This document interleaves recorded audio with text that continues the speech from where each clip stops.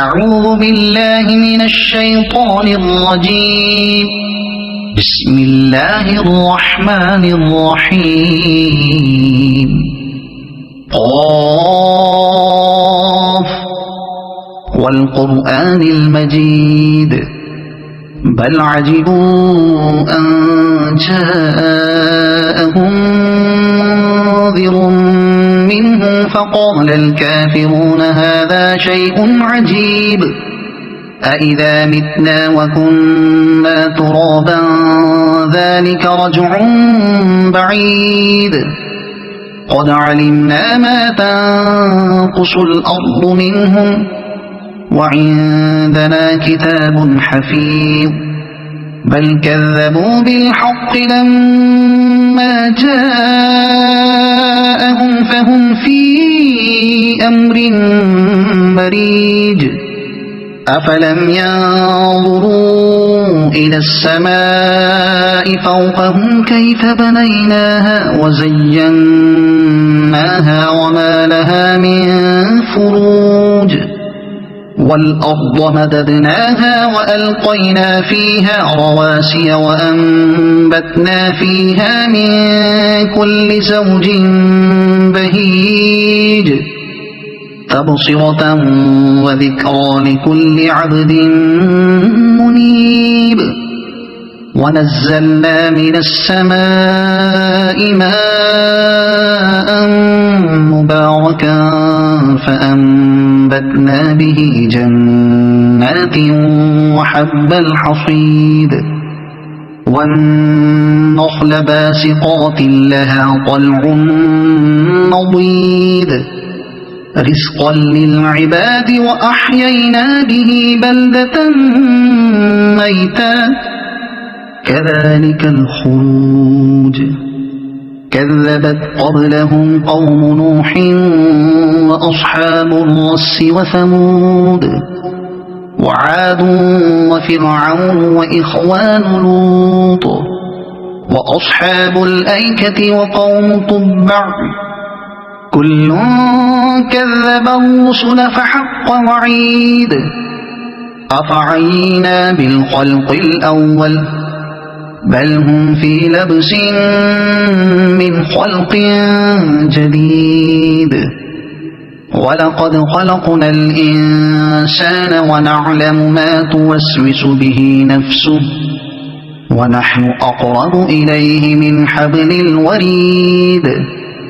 إذ يتلقى المتلقيان عن اليمين وعن الشمال قعيد ما يلفظ من قول إلا لديه رقيب عتيد وجاءت سكرة الموت بالحق ذلك ما كنت منه تحيد ونفخ في الصور ذلك يوم الوعيد وجاءت كل نفس معها سائق وشهيد لقد كنت في غفلة من هذا فكشفنا عنك غطاءك فبصرك اليوم حديد وقال قرينه هذا ما لدي عتيد ألقيا في جهنم كل كفار عنيد مناع للخير معتد مريب الذي جعل مع الله إلها آخر فألقياه في العذاب الشديد قال قرينه ربنا ما أطغيته ولكن كان في ضلال بعيد قال لا تختصموا لدي وقد قدمت إليكم بالوعيد ما يبدل القول لدي وما أنا بظلام للعبيد يوم نقول لجهنم هل امتلأت وتقول هل من مزيد وأزلفت الجنة للمتقين غير بعيد هذا ما توعدون لكل أواب حفيظ من خشي الرحمن بالغيب وجاء بقلب منيب ادخلوها بسلام ذلك يوم الخلود لهم ما يشاءون